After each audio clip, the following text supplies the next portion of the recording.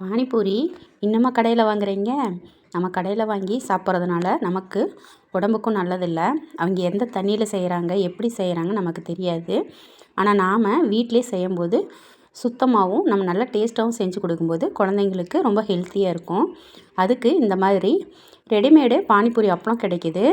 இது மாதிரி நீங்கள் வாங்கி நம்ம பொரிச்சு எடுத்துக்கலாம். இங்கே பாருங்கள், நல்லா சூப்பராக உப்பெல்லாம் வருது.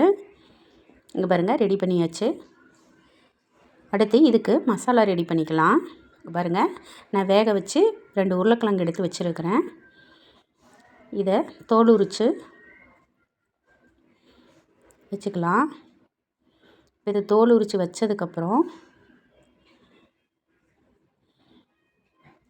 இங்கே பாருங்கள், இது அந்த காரமாக தண்ணி ரெடி பண்ணுவோம் பார்த்தீங்களா, அந்த புதினா, 2 பச்சை மிளகா, மல்லி இலை இதெல்லாம் போட்டு மிக்சியில் அடித்து எடுத்து வச்சுக்கலாம். இங்கே பாருங்கள், அடித்து எடுத்துக்கிட்டேன். உங்களுக்கு காரத்துக்கு தகுந்த மாதிரி நீங்கள் பச்சை மிளகா சேர்த்துக்குங்க. குழந்தைங்களுக்கு செய்கிற மாதிரி இருந்தால் கொஞ்சம் காரம் கம்மியாகவே செஞ்சு கொடுங்க. அப்போ தான் குழந்தைங்க டேஸ்ட்டாக சாப்பிடுவாங்க. அடுத்து இந்த மாதிரி புளியை ஊற வச்சுருந்தேன். இப்போ பாருங்கள், அதையும் கரைச்சி அதிலே சேர்த்திக்கிட்டேன். அந்த புதினா கொத்தமல்லியெல்லாம் அரைச்சோம் பார்த்தீங்களா, அதை வடிகட்டி எடுத்துக்கோங்க. அது வடிகட்டி எடுத்ததில் புளித்தண்ணியும் சேர்த்துக்குங்க. சேர்த்திட்டு உப்பு ஒரு 1/2 ஸ்பூன் போட்டுக்கோங்க. அதை போட்டு முடிச்சுட்டு நம்ம இந்த உருளைக்கிழங்கு மசிச்சு எடுத்துக்கலாம். அதுக்கு மசாலாவுக்கு இங்கே பாருங்கள், அந்த பூரியில் வச்சு சாப்பிட்றதுக்கு நம்மளுக்கு மசாலா இந்த உருளைக்கிழங்கோட கொஞ்சம் சின்னதாக பெருவெங்காயம் பொடியை நறுக்கி போட்டிருக்கேன்.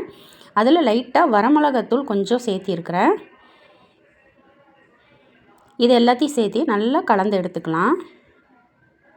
இதுலேயும் லேசாக நீங்கள் உப்பு போடுற மாதிரி இருந்தாலும் போட்டுக்கோங்க.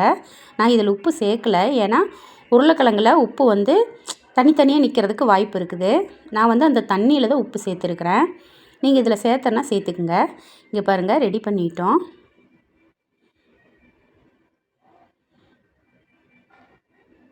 இப்போ இந்த மசாலாவை அந்த பூரியில் இந்த மாதிரி வச்சு நம்ம சாப்பிட்டு பார்த்துட்டு எப்படி இருக்குன்னு சொல்லலாம். குட்டீஸ்க்கு இந்த மாதிரி ரெடி பண்ணி கொடுங்க. வெளியிலலாம் வாங்கி கொடுக்காதீங்க. அது அந்தளவுக்கு ஹெல்த்தியானது இல்லை. நம்ம வீட்டிலே ரெடி பண்ணி கொடுக்கும்போது பிள்ளைங்களும் ரொம்ப